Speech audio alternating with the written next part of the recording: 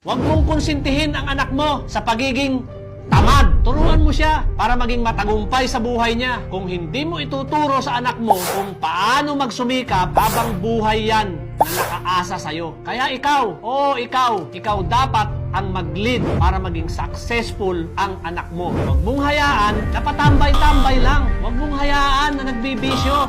Wala na nang kinikita, puro pagastos. Hindi pa nakakatulong. Turuan mo siya kung paano kumita ng pera. Turuan mo rin kung paano magtipid. Huwag mong hayaan na gumastos lang ang alam. Kung mahal mo ang anak mo, turuan mong magtrabaho. Turuan mong mag-invest sa mga makabuluhang bagay. Turuan mong magnegosyo. Kung mahirapan man siya habang tinatahak ang daan patungo sa tagumpay, suportahan mo lang siya. Huwag mo siyang patitigilin dahil naaawa ka. Tandaan mo, anak mo ang unang makikinabang pag napagtagumpayan niya ang mga pagsubok sa buhay. Real talk lang.